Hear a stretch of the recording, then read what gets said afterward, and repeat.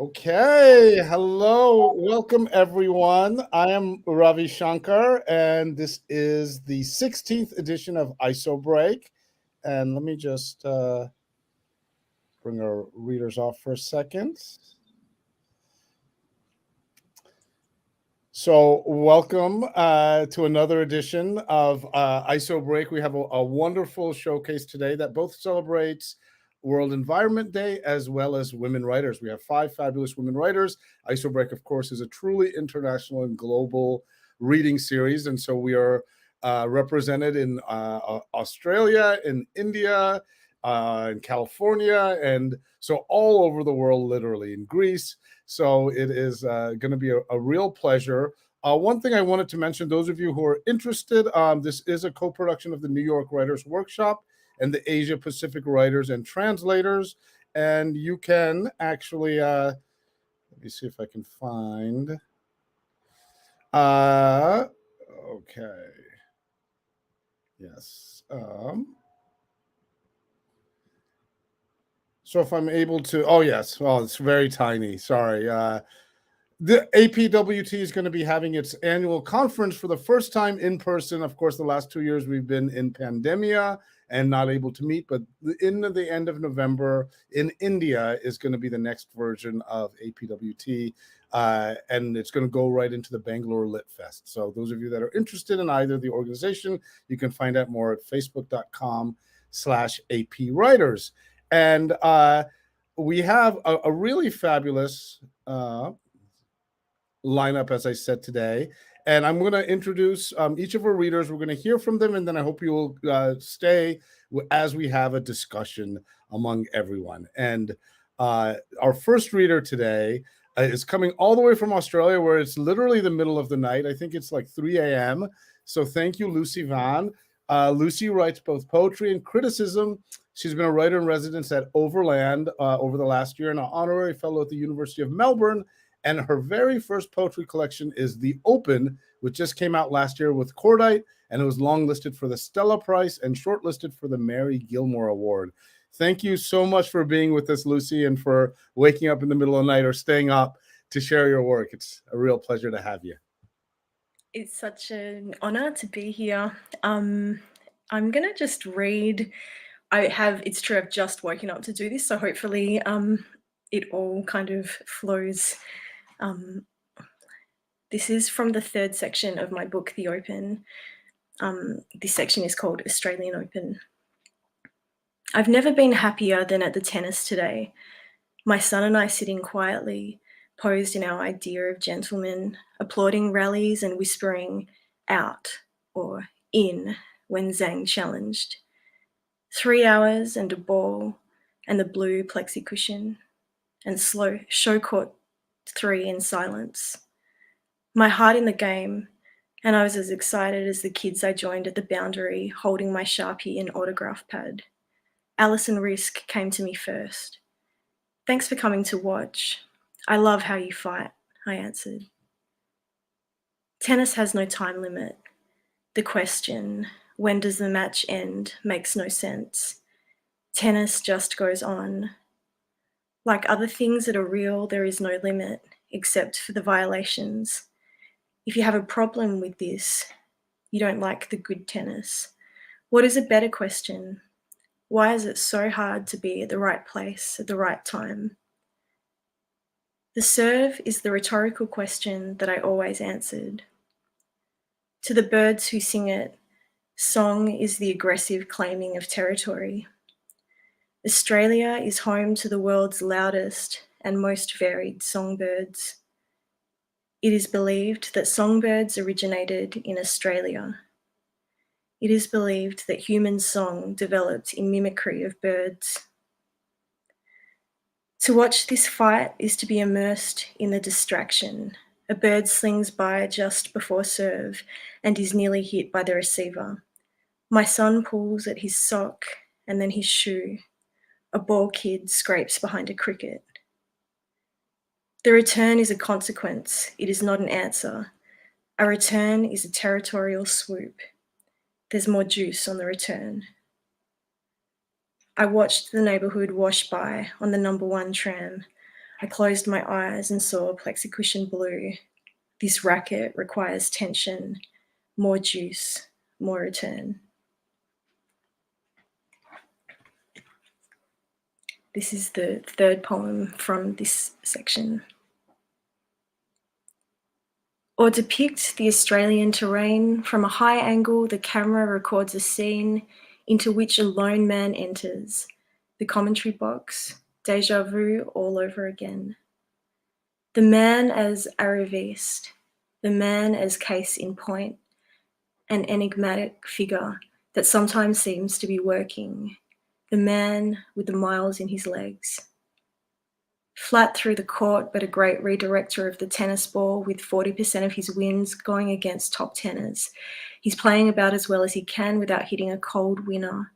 The problem is, how long can he keep serving like that? Close the game? When it's 40-30? At this moment, I write this sentence. Australians are more emotional now. The court is a discursive space created by finding the first serve. The first game of the second set has taken on a huge significance. The fight is all-consuming. He introduces that drop shot. The errors are coming. What does it all mean? A complex knowledge that turns on margins constructed by planners and geographers. This image is structured around a vertical marker and a horizontal marker. Each centers the space. It is an unbelievable exchange, gestures, numbers, averages, with the existence of general laws, parity and unity, a taste of soil, a distant land. I have an exemplary view. I am a cultivated observer. He wanders onto the court, a topographical parenthesis, or rare, a charismatic Australian. Describing a way of clairvoyance. The commentary box. I think it's a night we don't dwell on things. Life moves on. I take small steps, then I take a long stride with my foot on this idea.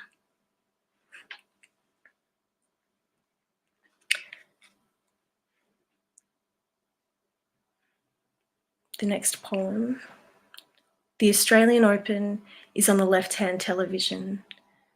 On the middle television is a 3-minute loop that seems to feature a fitness app.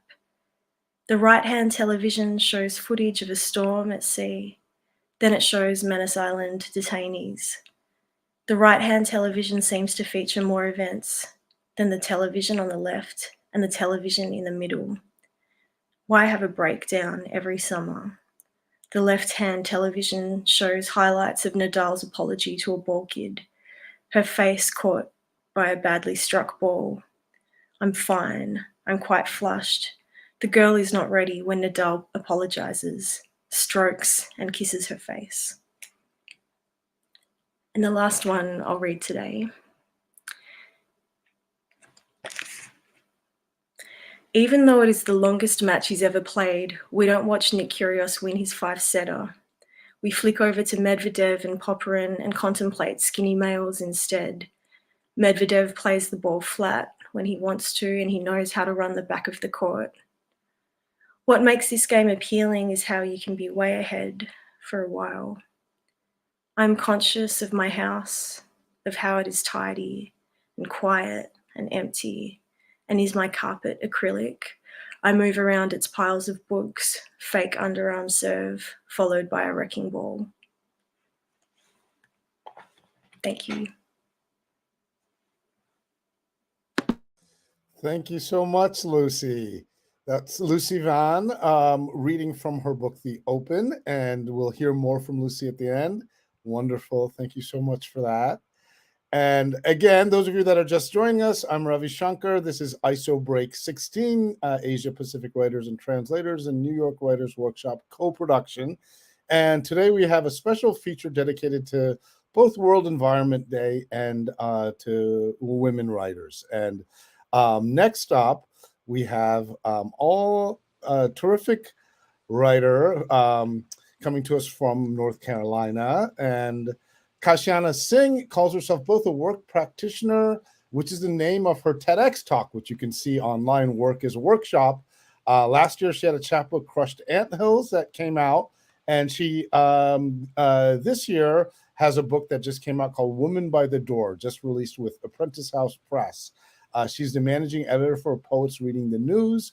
And also her first poetry collection is called Shelling Peanuts and Stringing Words. Her poems have been published in various platforms, including Rattle, Visual Verse, Oddball Magazine. And besides being a learner and practitioner of poetry, she also has worked in corporate world as a vice president of health benefits and operations with Alight Solutions. And so bringing in a world of different experience to our IsoBreak stage. Welcome, Kashyana. Thank you. Voice check. Can you hear me fine, Ravi? Sounds perfect. All right, great. I'll jump right in.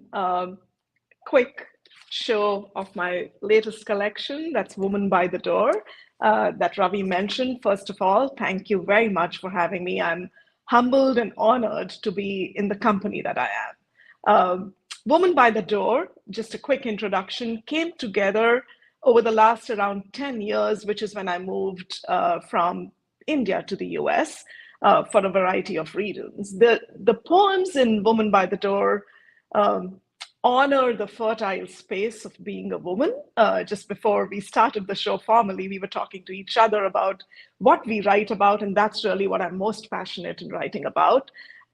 Obviously, the poems are sourced in memories or lived experiences, memories of childhood, cities, my own transition as a woman. And by the door really means the journey that we as women travel, both physically, mentally, bodily, and across and from within and into spaces. So I'll jump in and start with the first poem, which kind of embodies space, and that's what the poem will speak to, and you'll hear for it yourself. It's called Windows and Rooms. The windows of all my lived houses are bordered in conversations and accents that lead to more rooms. Like whispers, movements within the solemn air, a sharp snake hissing into stretched crevices. The doors of these houses become dancing altars that keep ghosts outside. Like termite that eats into edges, unfinished stories crawl into the floors. I walk barefoot across an empty courtyard towards a kaleidoscope of cities and secrets. These cities emerge one by one from every unused corner between rooms. Each city, a breath, transcreated into memories. Each memory shuffling through unborn time, they stay. I move through each city, treading on its sidewalks and letting its roofed shadow move with me, disappearing. I gather corners of cities into the fragile folds of my own gravity, creating homes tethered to the stillness of bones, my marrow thrashing, windows and rooms. The book is divided into three sections. It's called, the first section is apertures, the second section is portals, and the third section is detours. And apertures of the first section is largely about memory and childhood and relationships. The second section goes on to talk about including that, and the third section goes back full and talks about grief, so forth. The second poem that I'm going to read is actually, I'm going to move to the third section first. Give me a minute, I'll pull it up here, and it's called Just a Process After All.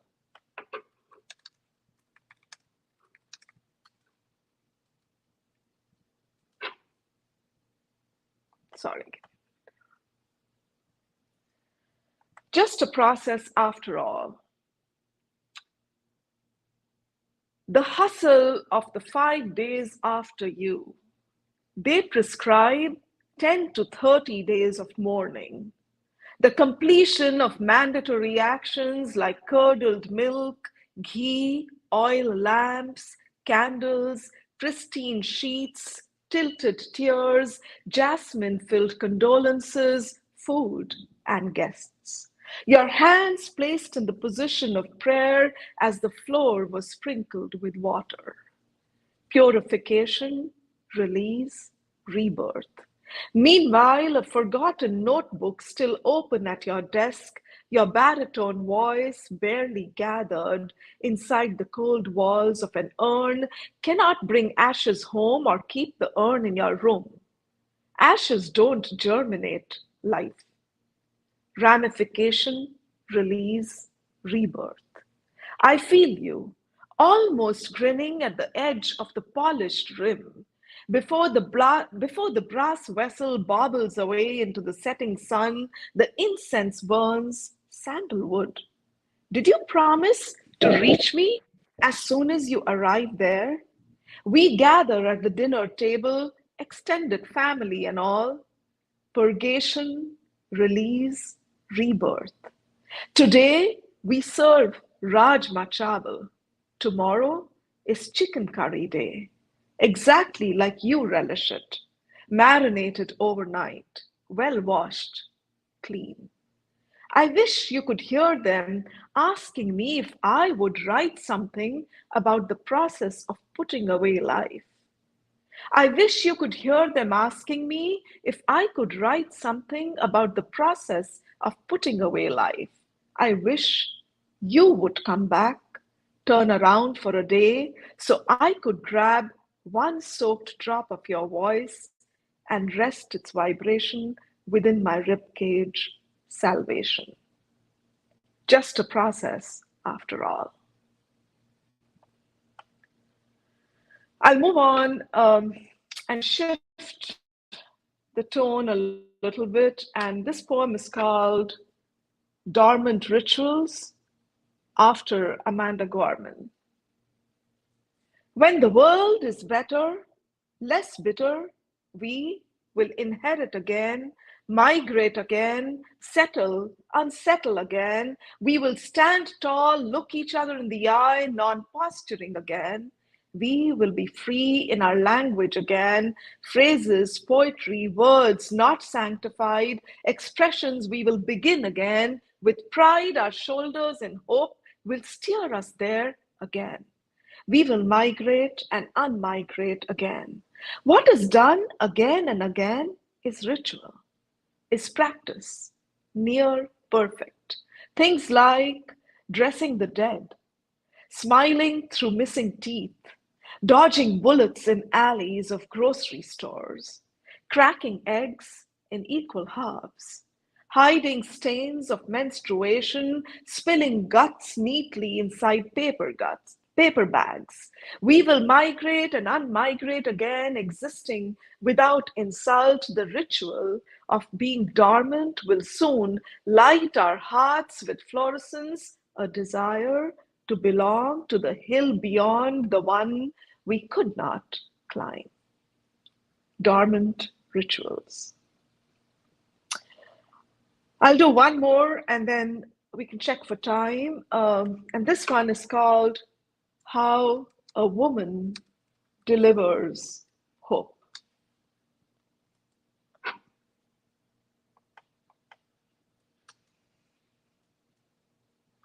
How a Woman Delivers Hope. She embroiders the tundra with her hushed moans, breathless, as a tightness tugs and untugs within her, hesitating, punctuating. She watches the air meet the flesh at the outline of her being. As calm unsettles into rivulets flowing from inside her, she pushes into beginnings and rises into endings. Still, patient, warrior, woman, giving birth. As the universe rises in Tumri, swirling slogans into light, she follows other women, their flaming, screaming, breathing, as her urging sinew and muscle shift, pulsing her towards life. She renews herself with a sumptuous feast of goddess light. She renews herself with a sumptuous feast of goddess light as it ebbs and flows, unfurling grit, reciting the new, reciting the new, reciting the new. As the midwife guides, she oozes eternity into the space between her thighs, rising into a crescendo. The protests outside grow vacant with cries. She enunciates freedom for her body and offers an exile to that which was held within hers, pushing, brimming, pushing, hearing, bearing, delivering hope into a pregnant pause, and a glistening head now emerges into the hands of her convulsing grace, into fragility of a land that walks barefoot, into earthmen that pedal her to goddesses, into monuments that stand on quicksands, into rivers sterile, for they are bleeding dry, into flags that flutter with septic infusions, into stuttering prayers of a laboring country. How a woman leaves behind drenched stories, sputtering from the stone of her wasted wombs. She delivers enough, drenched, wet, unfolding hope. Thank you. Thanks. That's what I had for today. Wonderful. Thank you so much, Kashana. And of course, your last book was written in Greece. I hope during Q&A we'll have a chance to discuss that. And it's very relevant to our next reader as well. Again, those of you that are just joining us, I'm Ravi Shankar. This is IsoBreak 16, World Environment Day and Women's Writers Celebrations. And it's co-produced both by the Asia Pacific Writers and Translators. You can look at apwriters.org to find out how to become a member, and also the New York Writers Workshop, who I just returned from Athens and Hydra on an immersive writing workshop, and it was a wonderful time. And I got to see our next reader, but I didn't get to hear her, so I'm very excited to actually hear her work. If you're interested, you can check out New York Writers Workshop online, and I believe next year the plan is to go to Mexico City and the Yucatan, and it is really a very fulfilling experience, so keep your eyes open for that. But we have now up Andrea Appleby, and Andrea is an American poet and essayist. She lives in Athens, Greece, and her first collection of poems, Aletheia, was published in 2017. She's written both about her visual loss and her move abroad in her next book, Mercy Athena, which just came out with Self Press in 2020. And a short collection of her recent poems, Anemones, has just been published with Magra Press. Her essays have appeared in Talisman and Tupelo Quarterly, and I believe she has just finished some new work that she might be sharing with us. So welcome, Andrea. What a pleasure to have you. Thank you for having me, everyone. Such a great pleasure and honor to be here, and joy to hear all of y'all so far. If you'll bear with me, I'm going to turn off my video as I read because I need to be very close to the computer with my vision, and it's awkward with the camera. But I'm here in the dark. So I'm going to be reading from a manuscript I'm just finishing up now, which is also in 3 sections, and I'll read a little bit from each section. This first poem is actually from the last section called Prophecy. It's an erasure poem, which means that I've actually removed words from an existing poem to create a new poem. The poem is called Abandon. It's after Cavafy's The God Abandons Anthony, which was originally written in Greek. Abandon. When you hear the invisible procession, don't mourn, don't mourn. Don't say it was all a dream. You who proved worthy, go to the window and listen. Listen to the voices and music you are losing.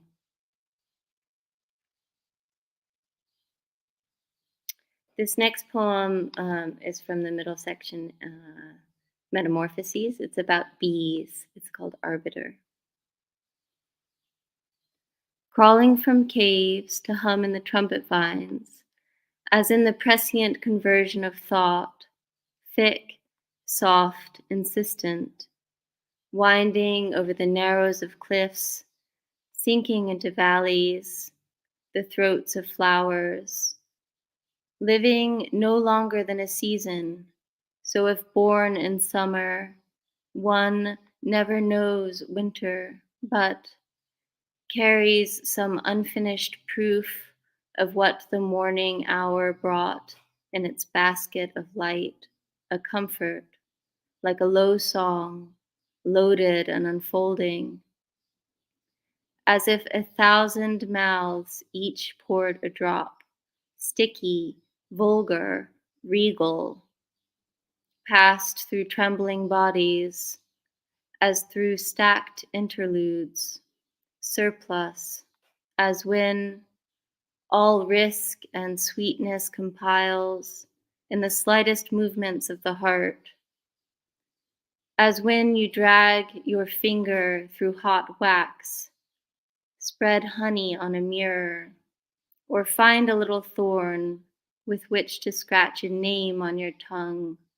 before resting it, silent, in the curve of your palate. This next poem interlude is also from the Metamorphoses section. It's about celebration during catastrophe. The sky shudders down like a chandelier in a tent dipped by rain,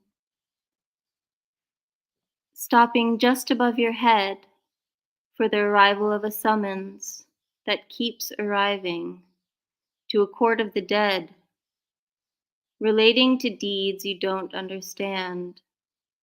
You are an impartial witness, and your life is at stake. This will be forgotten, and you'll remember forgetting it, as when you dream of blood and spill the wine. What's done is in the sea, glittering and blind, wishing you well while dismantling your plans. What could never stay?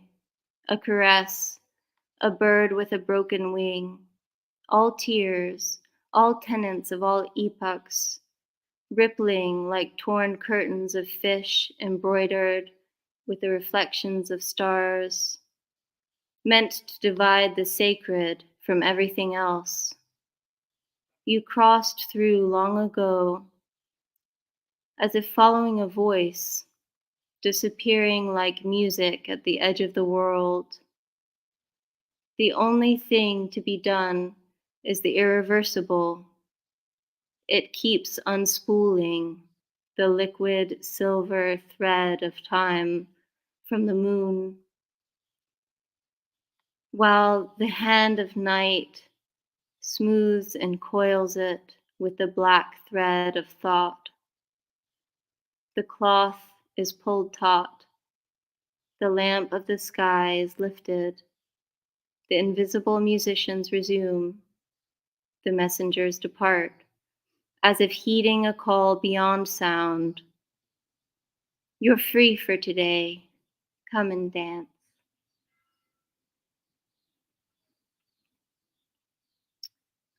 Vertigo.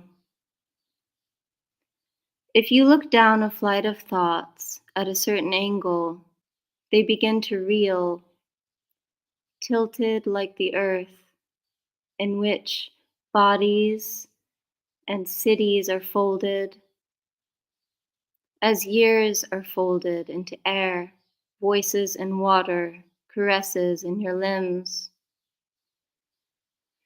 You can accustom yourself to the spin, filling with blurred shapes, erratic calls, sudden strikes of bells, the iron taste of blood, the cum scent of carob trees. Thousands of marks appear on the silk of the sea, lines from the rudders of slender ships, crevices, hollows, spreading grids of winds and machines, the seafloor clawed and riveted. Wing cuts cross the sky, all smoothed out by darkness, or torn off like a sheet of finished music by the light. You can trace the marks back, playing chess in reverse. You may fall forward into their sketched possibility, as into a net. Flashbacks belonging to others, premonitions, but not when. The past is madness, the future, death. Threading you into the bent moment of being by being. You can't unsee a vision like this, though the solid marble stairs remain, and the neighbors continue gossiping on Sundays in the square. They'll still dance at weddings and shed tears at funerals, though the opposite seems fitting.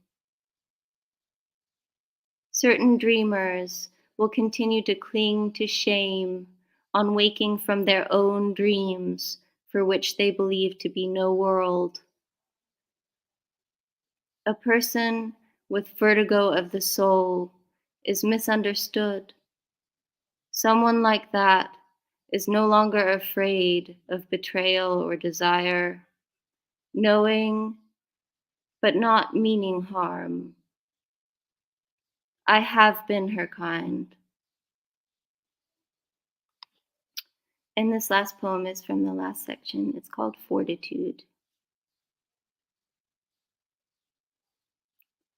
I trained myself out of thinking all the time to be animal, plant, stone, or air.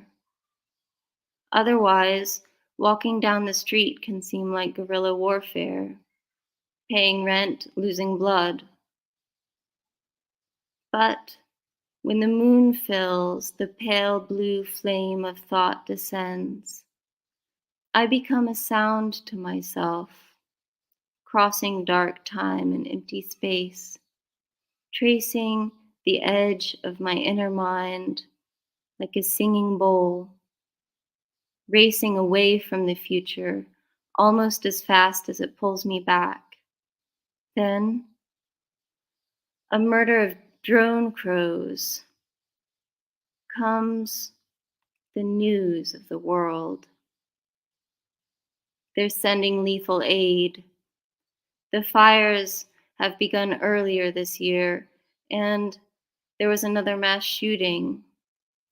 You bought a house and plan on growing top-notch tomatoes and babies. Everyone's running out of the things they like to buy. I don't hear from my first great love, but my rapist got a promotion. I disrupt their flight with small mirrors and cover myself in coated dreams. There is a room on a mountain above the sea with a curtain that lifts and falls, where I hide, rest, and come through air, stone, plant, animal, until I am again a woman. That's it for me. Thanks, everyone.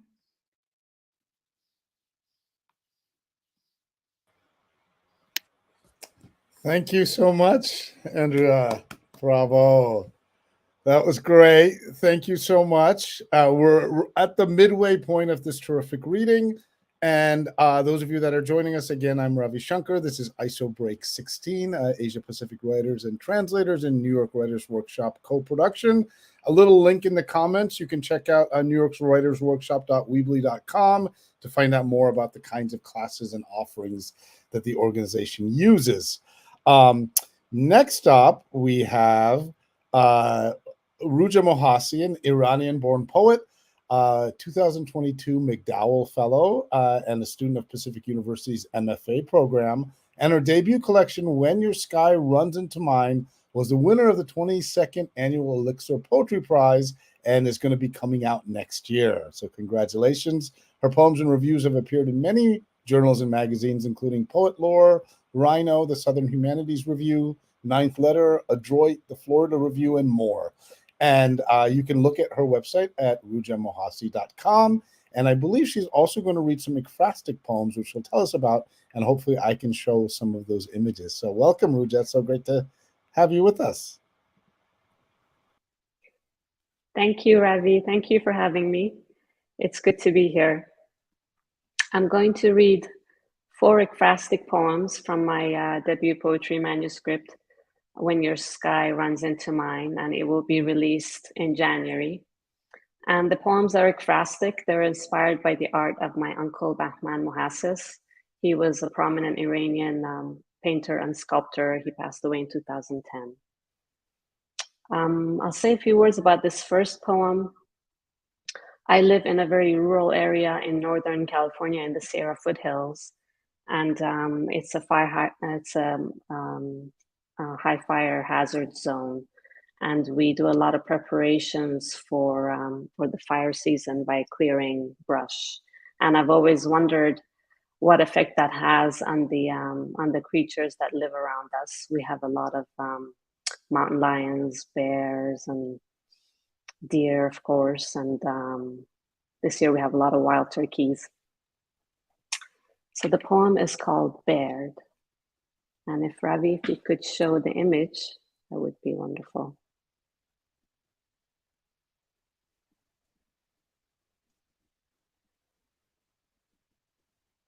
Well, I'm not sure if, I think the plan was that we could see the artwork.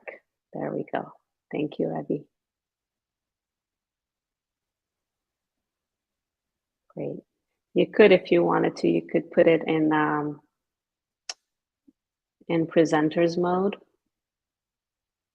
Okay. Bared. The small phalanx has returned, bustling over dandelions.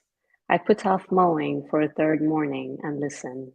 The sunny flowers give, tousled under one bee then another. By noon they fold or go to seed. I welcome the quiet in the wake of the bees, a lapse in the drone of weed whippers clearing dry brush, chainsaws felling bone-stripped ponderosas. Near and far, we make the air pulsate. Back to back, from dawn till 2, then again at sundown, we make room, more defensible room, for fire trucks, evacuation routes. I have plenty of visibility now.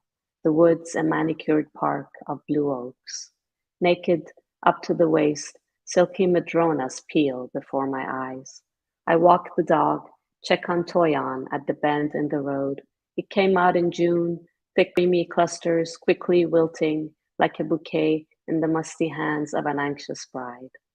Now it hangs with waxy red berries, dented black as tooth decay. To think Hollywood received its name from this scrub. Her spot-bald boughs gracing centerpieces at Christmas. She could poultice a wound, soften thirst. Fresh or dried and ground, she would feed me as she did the Muekma awan, the American robin, the mockingbird, with her poems, her leaves hesitant as a rose. She leans messy and fungus-ridden over the Scotch broom. I've seen them take cover at these 2 brambles here, the hare transfixed at their feet by the incoming headlight, the proud doe to the high priestess of the woods, wavers here at Toyon, the terminus, the last remaining buffer at the junction to our world. I walk back and down the driveway. Come nightfall, creatures shall shiver like stars, stare unblinking into the blackness, now bared and leveled. I keep vigil, my home lit up, loud as a blunder.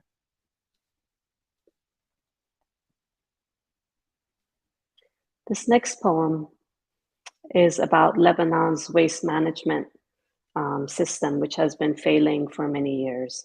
And in particular, the poem is about a garbage mountain called the Gorge Hammud garbage mountain, which is in the town of Gorge Hammud. It's a coastal town, the suburbs of Beirut. And the landfill reached its maximum capacity and was shut down, but then it was reopened again in 2015.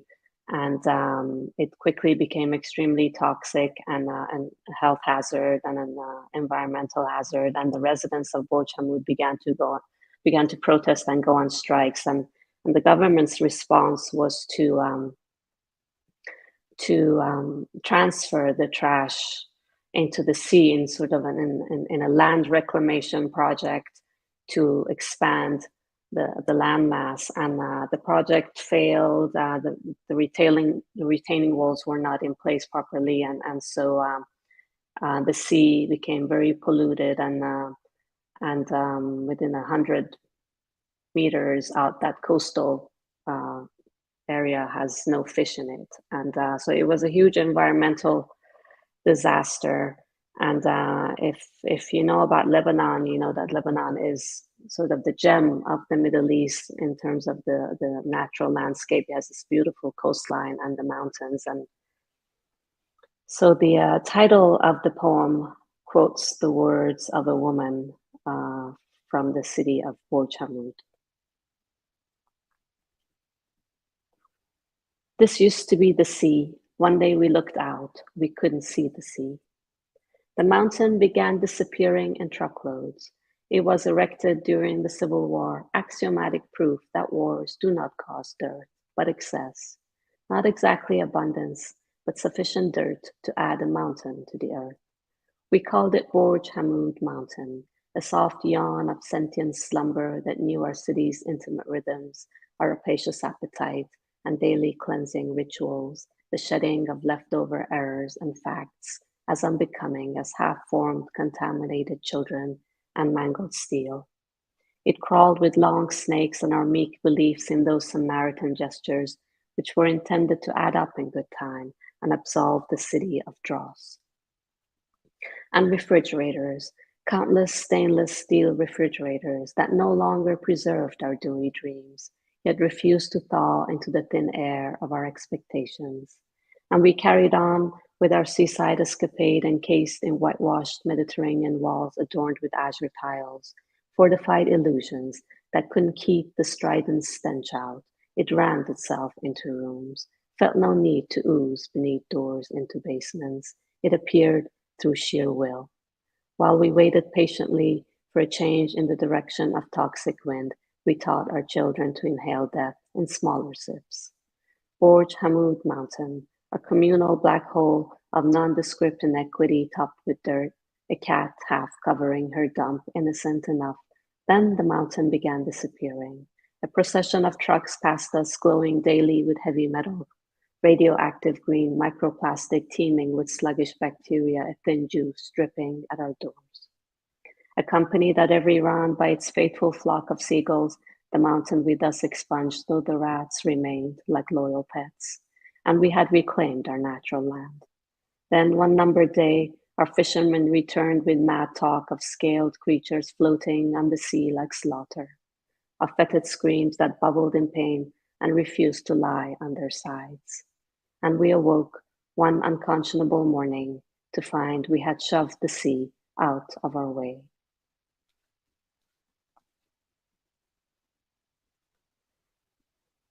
This next poem is called Shopping. Take a sip of water here. Shopping. Each time I prepare a list, I forget something ineffable. The white wound of rubber trees, bleeding latex, the vulnerability of roots in a baby six-pack of parsley plugs, also plastic, black, and thinly negligible. The cling to life after death on the stand of fresh gills and the thrashing tail. Each time I venture out, I take thinner sips of air, weigh myself against quality on the grand scale. I buy time in aisle after bleach-lit aisle, reading labels for the most cost-effective way to squander. Possibilities swarm with beeswax and balsam, cultivars and colognes. Each contains an entire terrain from Provence or a closed semblance. I sift through my needs, sniff my wrists, smile, and mutter an excuse to the salesperson for why I cannot afford the air. Even so, each time I leave, embracing a package or two, I feel refurbished, confident it will smooth over like a coat of whitewash, or at least identify what is missing. Listen, who is crying? I can barely hear it anymore. And this last poem is called Eggplants.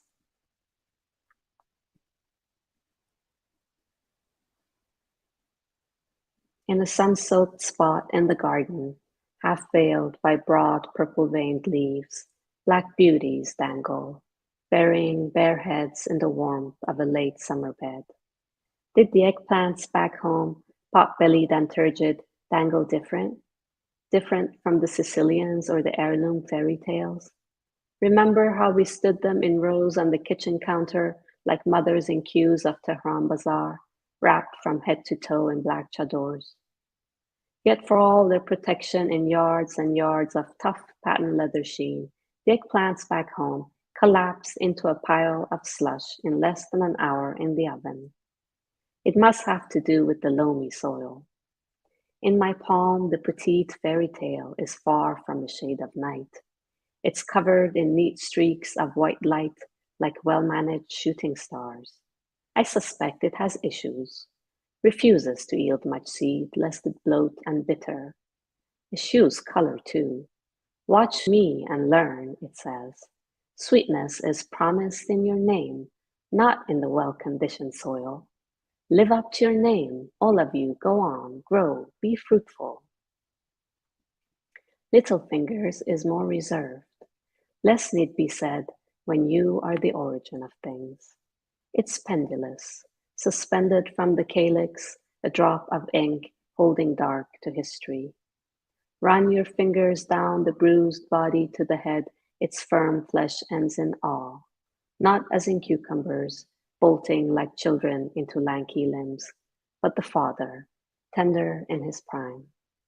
Between Ichiban and Tycoon, between Rosa Bianca and Violetta di Firenze, between Louisiana Long Green and Thai Green, Black Beauty bows under the California sun, sending her roots into the red sear clay of the Sierra foothills.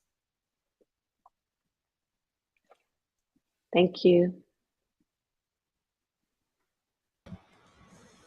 Thank you so much, Ruja. And hopefully everyone got to see the art as well. And we will talk more about it in a second. Well, it brings us to our final reader. Again, I'm Ravi Shankar. This is IsoBreak, APWTNYWW joint production. And again, Asia Pacific Writers and Translators will be in Bangalore, India in November. There will be a call for proposals going out very soon. Those of you that can join us, and of course, you don't have to be part of the conference to be part of the collective.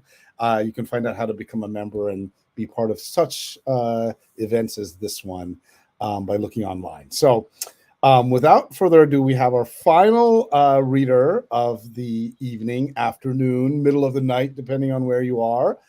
Mary Newell has authored the poetry chapbooks Resurge with Trainwreck last year and Tilt Hover Veer.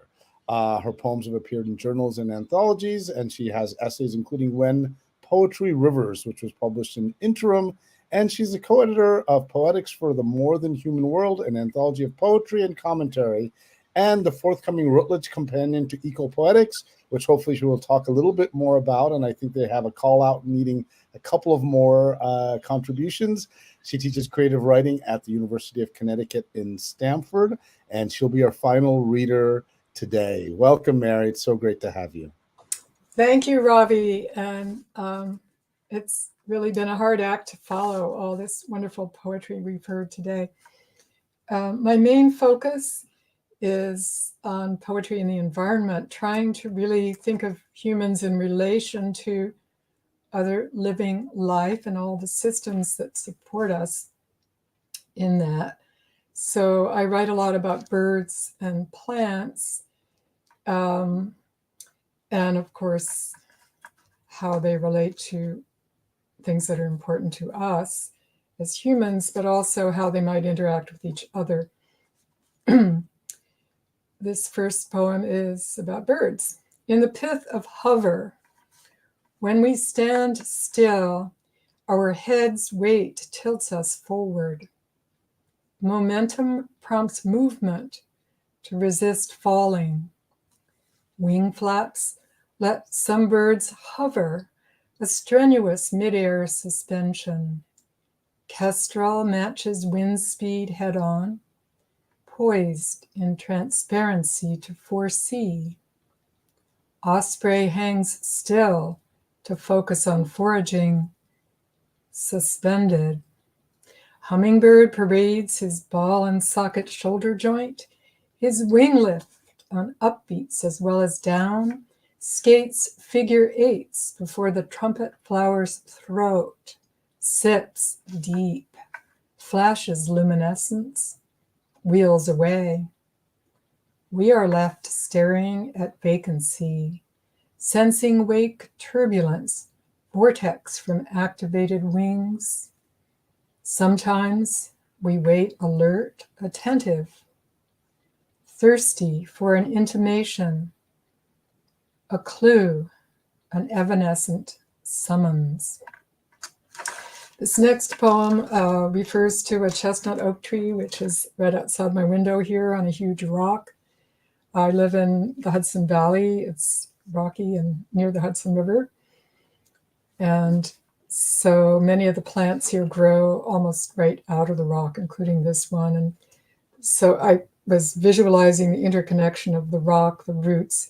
So the poem has both roots as in R-O-O-T-S and roots as in R-O-U-T-E-S in the title, Dream Roots Intersecting. Overnight, moon, caravans, chestnut oak tendrils across moss-padded boulders toward our open window, while roots gnaw granite rock base. Limbs entwined, our slumber drifts toward root rambles in lunar limbic rock time, rhizomic dream blended depth riots, cleansing errantry. At daybreak, our scents blend, soothed by root-tossed moon flickers, we stretch and separate. The branches tip sunward again, sustained by root-tendered stone. And this next poem ends with the word murmuration. Murmuration is a self-organizing event of birds.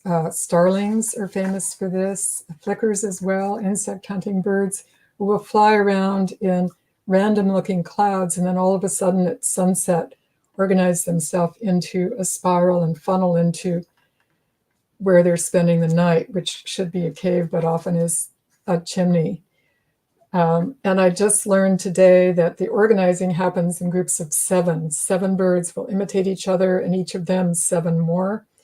So there's an underlying mathematical order to this organizing. In the pith of attenuation, excruciate at the crossroads, chiasmic tangle, climacteric muddle, Janus pull, crosswires, warp wrap, heed elusive, scale nuance, interval trill, attune, consonants throb, murmuration. And this next poem is about springtime. There's a sort of delay that happens with some insects and butterflies in particular. If the weather doesn't reach a certain degree, they can't open their wings and fly. So they go into a state of diapause, which is like a suspended resting state, waiting for better conditions. In the pith of diapause, tone held through the gap between crawl chew and flutter sip, weather churn. On the brink, wings rolled ready, colors soft through chrysalis wrap, slow unfurl, finding the updraft. And this next poem is about, I suppose, my favorite bird, hummingbird. And it's really about the pairing of plants and their pollinators, which is fascinating and much more complicated than you might imagine, because the plants also have their choices in this, how they display themselves. Some plants will allow many many pollinators to pollinate them, but they'll only make their nectar available to a select one or two. And over the process of time, from a scientific point of view, there's co-evolution where the pollinators and the plants, pollinators being birds, bees, and other insects, will change their structure to accommodate the other better. Typically for hummingbirds, it's a question of the length of the tube where the nectar is, which will allow the hummingbird to get nectar and not a lot of other pollinators. So in the process of this, in the case of the hummingbird and salvias, which is a plant that grows a lot where hummingbirds originate and has many varieties, the hummingbirds actually participated in forming a new color tone, a new subspecies of salvia. So here's the poem about that. Co-foster. Hummingbird tangles with salvias. Generations of entwine fold into this smooth bonding. Locomotes by quiver, broadcasts by whir, ripple of flight wake, figure eight spinouts, flash, iridescent green. Needs frequent sweets to sustain geared up heart, whiz zip, hover, to sip with forked tongue from deep-throated blooms. Salvia's trapdoor stamens rub pollen on transfixed head of sipper who soon flits with gold corona to blend pollen from mauve and blue salvias, forging new ultraviolet tone.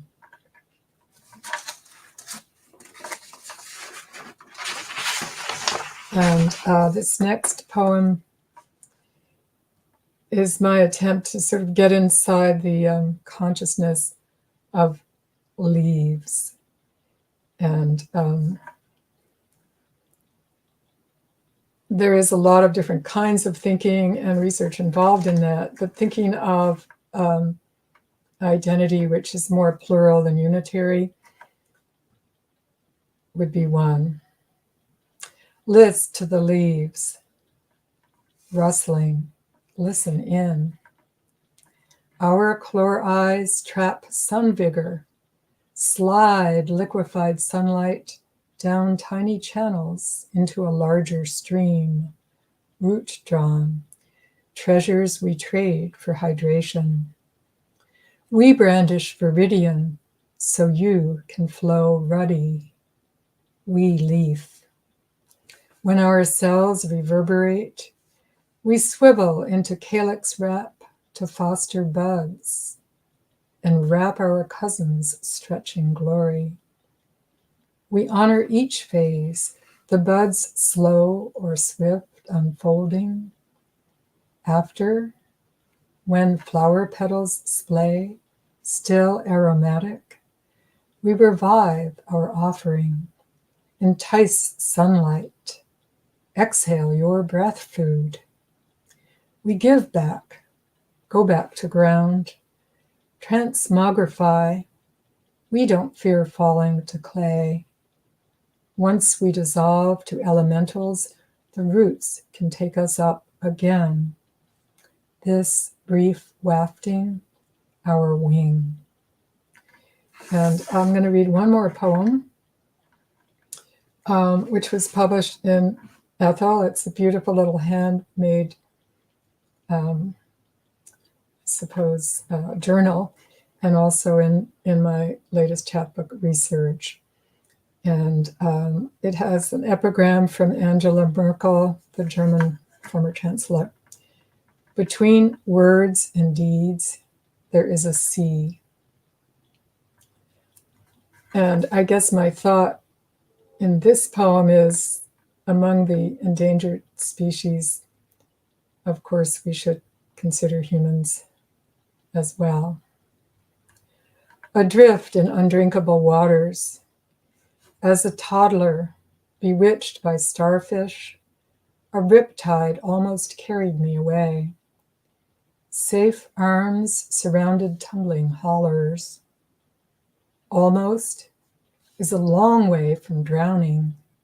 Sand in the mouth, sea vomit, limbs flailing, then home to lap of comfort. Distant calamities trouble calm, attempted rescues, urgencies, salt, famish, heat stroke, top size, ocean swallows without a burp. Arms can't reach through a newscast to help those stripped from homeland who risk the turbulent vault. The ocean tantalizes. Seduced by its rhythmic pulse, I forget undertow, dead zones, toxic cargo, permutating cells. Thank you very much.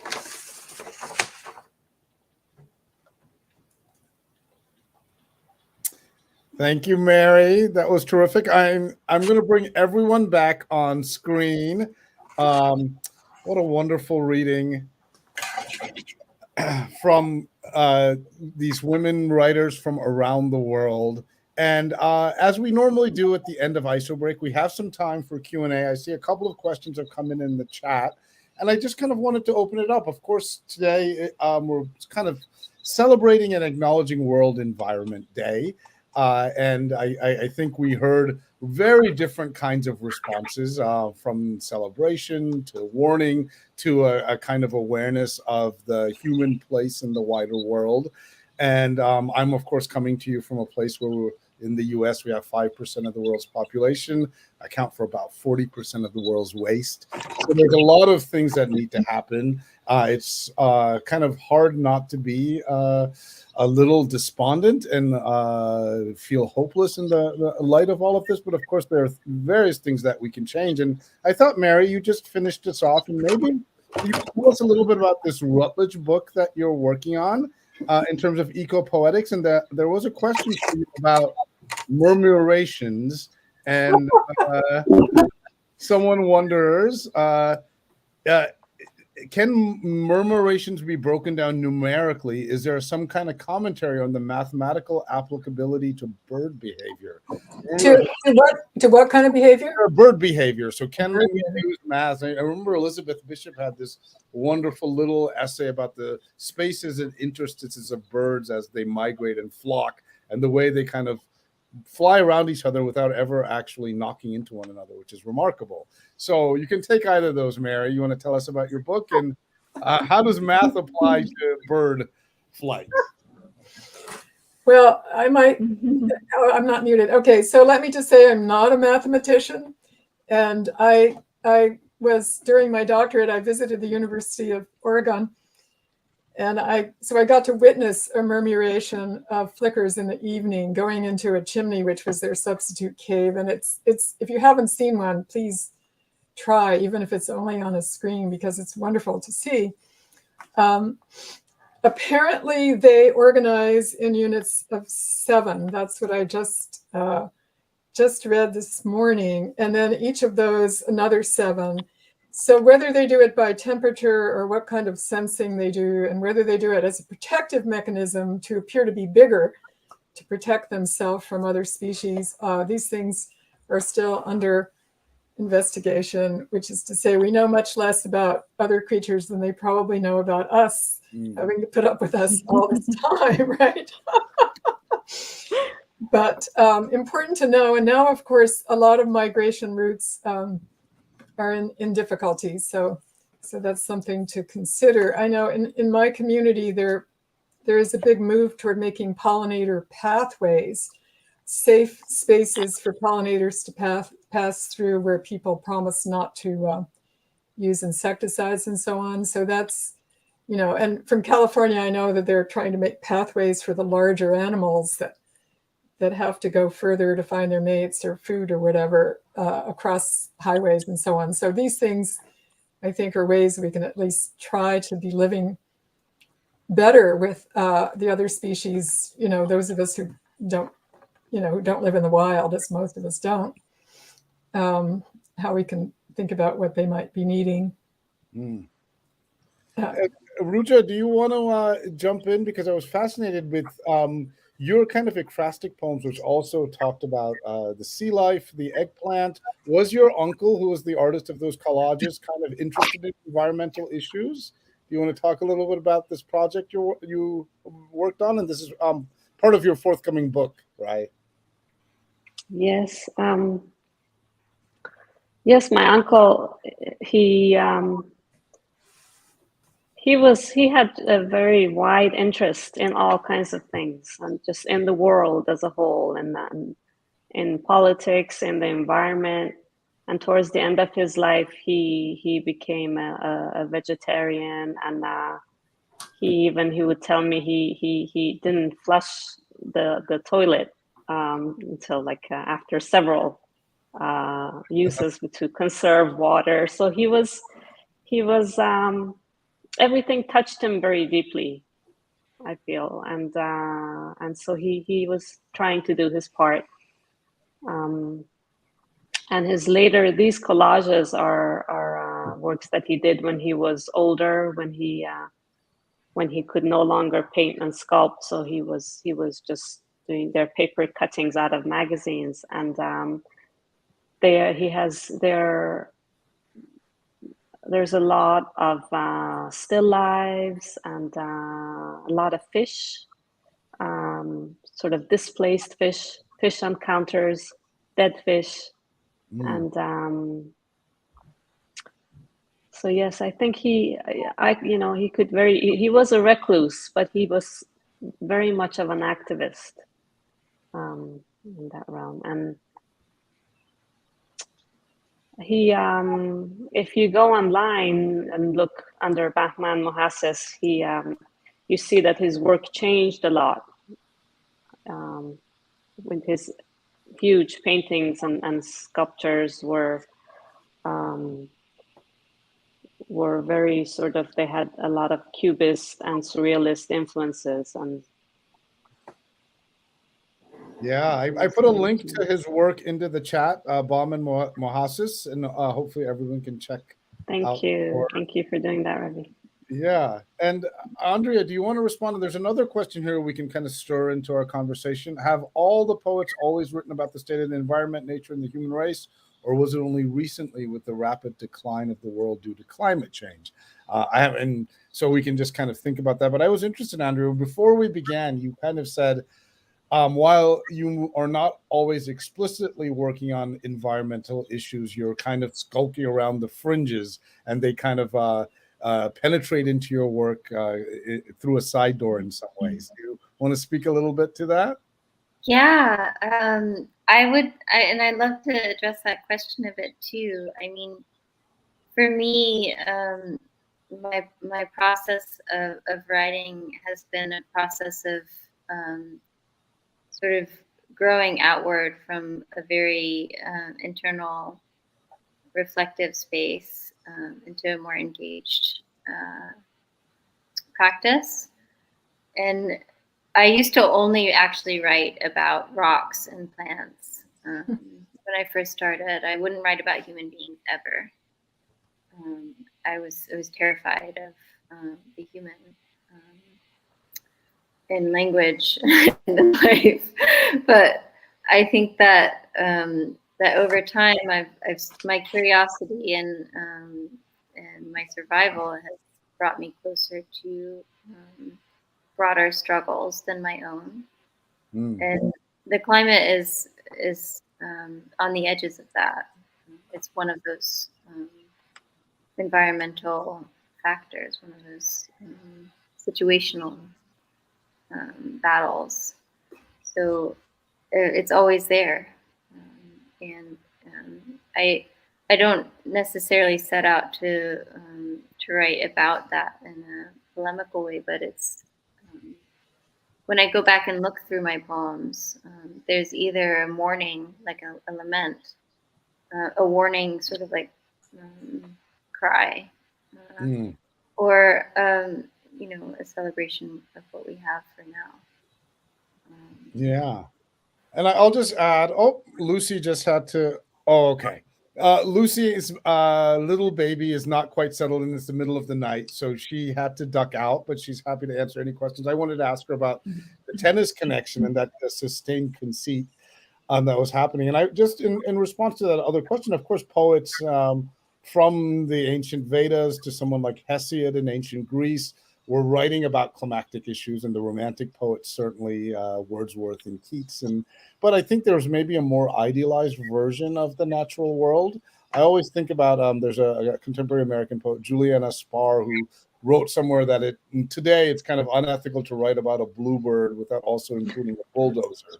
So I kind of love that idea that we can't just be in a mode of kind of celebration without also really acknowledging the role that we play in changing the environment. Kashyana, there actually is a question for you as well. Roni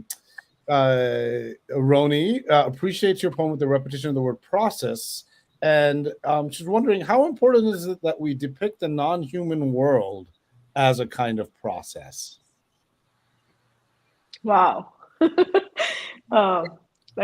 It's a great question and probably needs a whole session to itself, right? But I think the non-human world, and goes back to what Mary said, right? The human world, it's the route and the roots. The roots and the route connect itself into the non-human world. So it is extremely important. Now, to Andrea's point, whether it comes in through the side door is on the fringes of what we write, or it's center space in what we write is something that probably each poet thinks about. And I'll probably respond to that because, Mary, as you were reading, it's funny, I have in Woman by the Door murmurations. And I'll probably read a few lines in just response to your poem. There's a few lines about diapause. So it's funny, right, Ravi? That's what we are talking about. And Andrea mentioned that. And Mary said, so we are all eco-poets in some shape, manner, and form. We may not be classifying ourselves at that front and center. So maybe if you give me permission, I want to just read a few lines about this murmurations, which I've used differently, but addresses a little bit of what we were talking about. And I won't read the whole poem, Mary, but this is for you. Okay. I'm reading just the middle section of a poem in Woman by the Door called Grief in a Portly. And for those who don't know, portly is a little purse that women carry in the Asian Indian subcontinent. I'm just reading the middle section, and it says, a sullen sky yawns into its horizon, stretching awake as it stares at the robin, her eyes in gridlock with the tinted regret of gods. Starlings meditate inside murmurations. Starlings meditate inside murmurations, methodical, leaving behind a stilled tale of coaxed departures. That's for you, Mary. Thank you.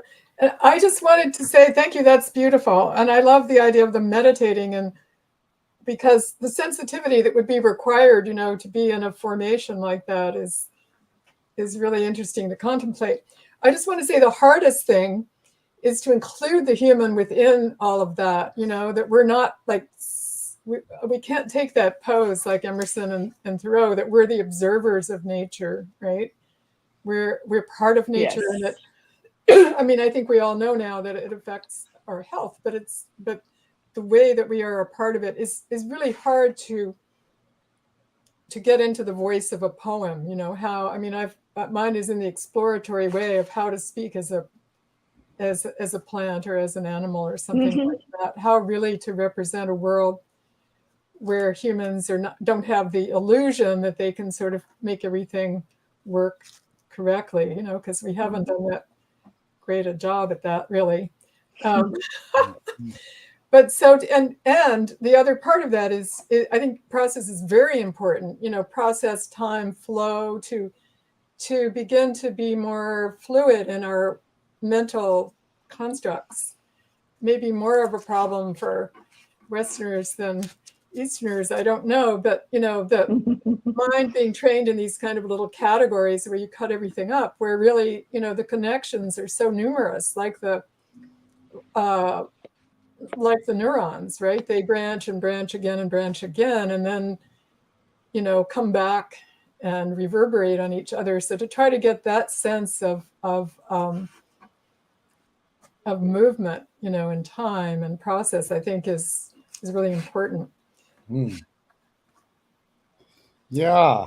And I think, you know, there are hints of it, like Andrea's, one line I liked of yours was trace the marks backward. You know, that's sort of one of the things we do with our mind, right? Try to understand something. We can't see it happening, but we try to, you know, we try to go back and pick up all the details and make sense of it as a process.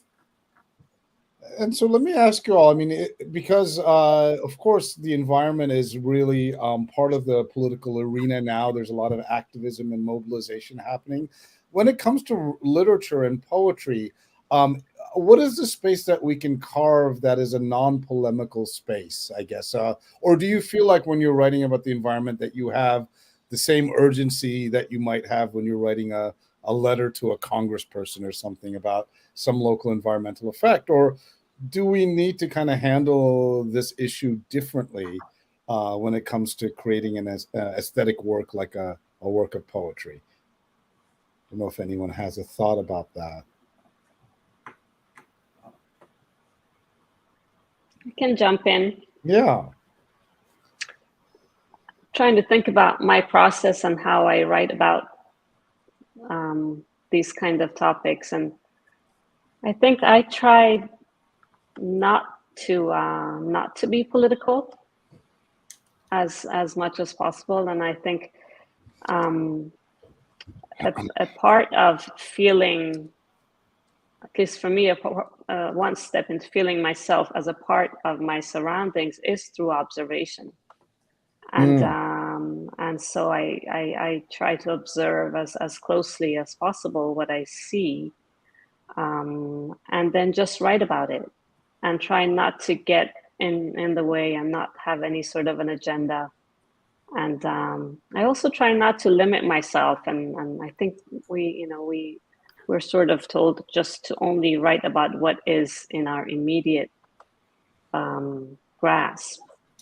And I think we should expand our scope a bit and take responsibility for, at least for myself, I try to do that. Like I wrote about this garbage mountain in Lebanon, but I've never actually been there. And I wrote it, and after I was like, well, I'm sure some people will, raise that. Well, how are you appropriating? Are you writing about things that are not, in your purview? But I try not to set those kinds of limits when I come to poetry. Otherwise, I won't be able to write freely. And I think if one writes with empathy, if it's coming from the right place, and if one is doing enough research and all that, like I loved hearing about the hummingbirds, and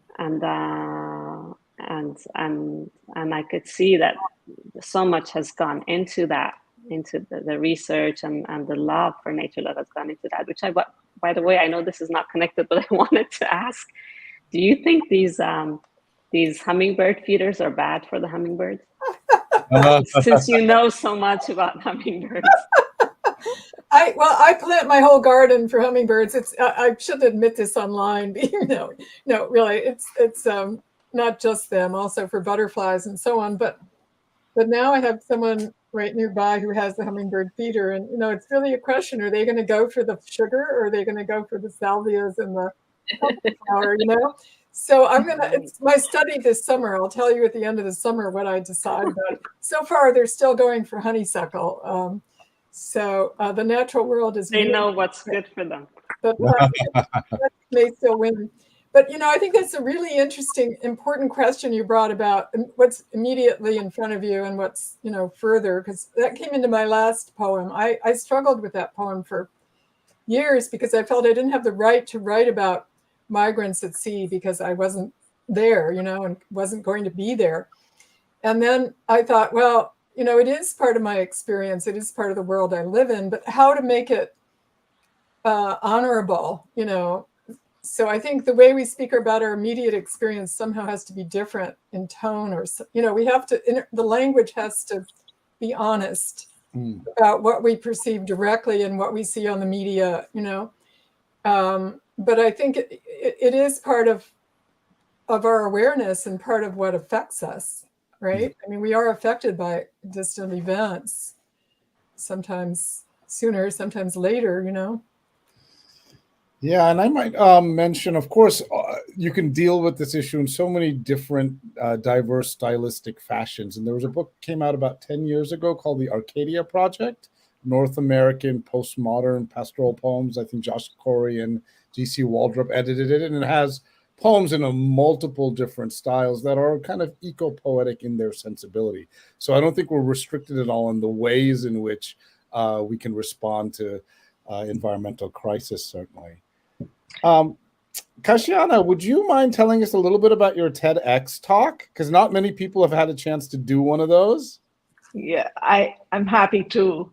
And Ravi, I think that the operating word really is what you just said, right? Which is sensibility, and what we bring to the table in terms of sensibility, and how we bring the eco aspect of the poetry into our work can be made credible, to Ruha's point and Mary's point, whether or not it's a lived experience. We all understand poetry from lived experiences, etc.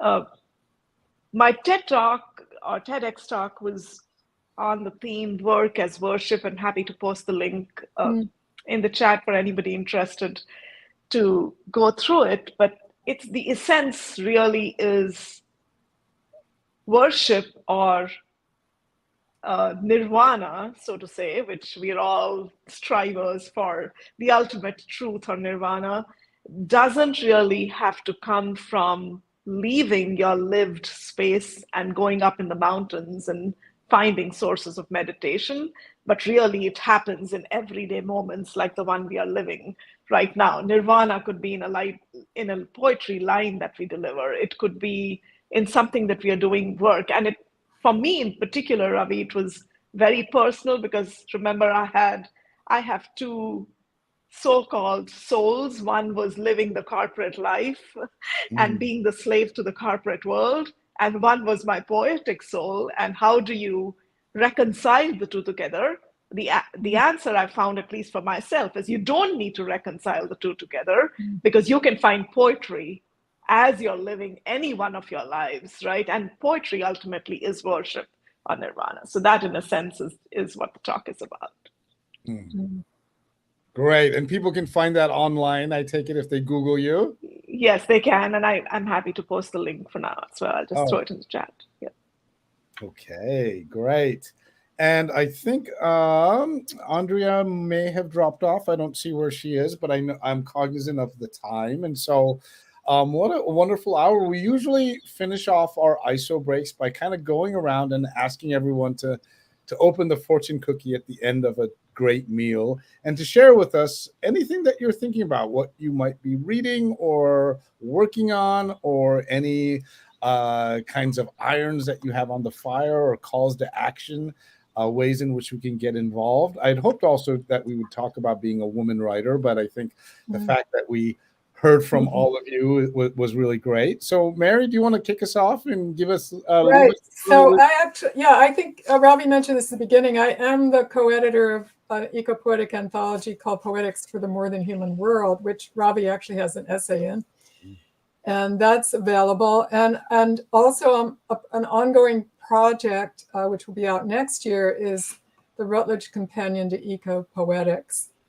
And this, of course, has gone on during COVID, so it's come up against a lot of difficulties that academics are having in their lives. So we have, at the moment, I think we have 46 out of our 50 essays.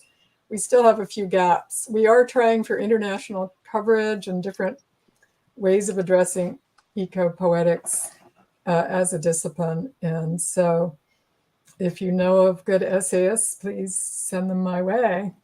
And I hope you'll look at the volume when it comes out. I am personally hoping it can become a textbook and not just a reference book, because there is a lot of growing interest in this field, and it would be good to have some good foundation material and not have it be so diffuse that it just becomes another kind of writing about the natural world or something, but has more of a theoretical backbone.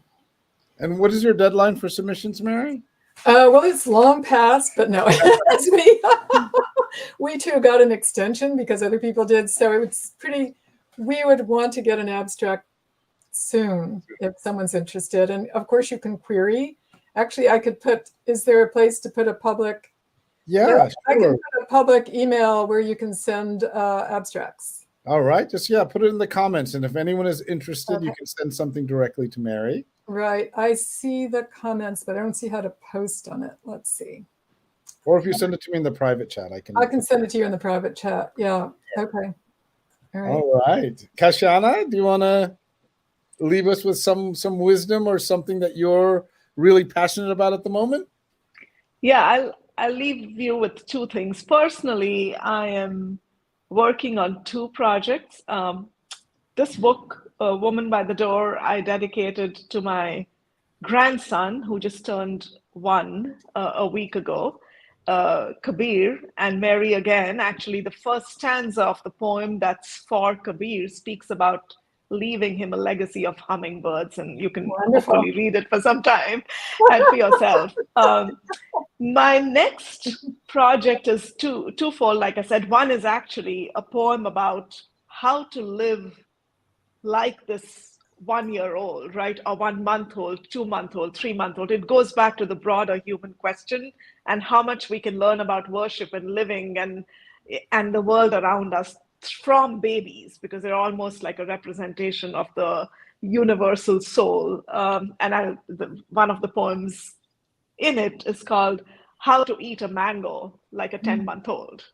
And it goes back to the eco aspect of how do you treat a fruit and how do you relish something, and how we, as we grow older, forget that ability or lose that ability to do it. So that's one. The other is I've been trying to immerse myself in the art of haiku or writing haiku. So I'm trying to put a book together which is haiku for toddlers, and it's called something around, it probably will be called something around ABC with haiku. So a new project, something very different, but it also is around the world of environment, and talking all of the haiku from A to Z will be centered around the theme of environment, but for young children.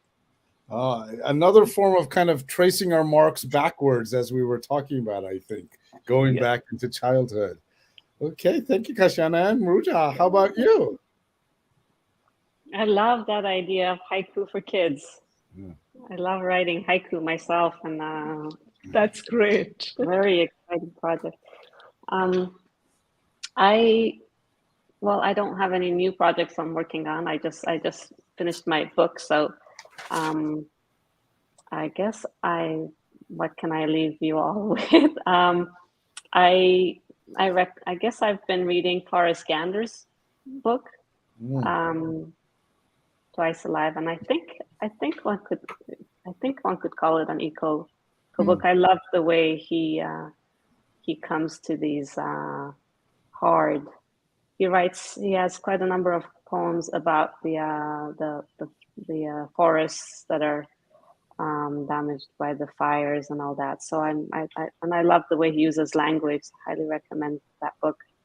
And the other thing I came across yesterday, I thought it was cute, it stayed with me, is from the Ugly Duckling by Anderson. The mother duck says to the baby duck, she says, "Look at green, it's good for your eyes."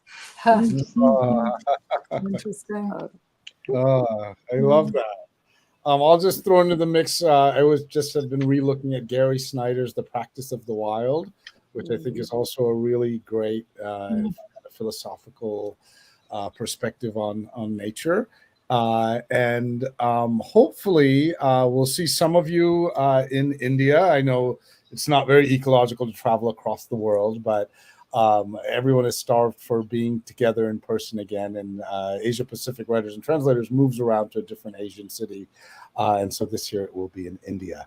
So I want to thank all of you here. Best from both Andrea and Lucy, who had to depart. Oh, let me just put in, Mary has just given me her email address, so I'll put it into the comments. If anyone has an essay, you can send it to ecopoetics2020@gmail.com as soon as possible. And I want to thank all of our readers again. What a wonderful episode of IsoBreak. Thank you so much for being with us. Thank And you, Ravi. Thank you so much. Thank you. Thank you, Thank everybody. you. It was a all delight. right, stay safe. Take care, everyone. Take care.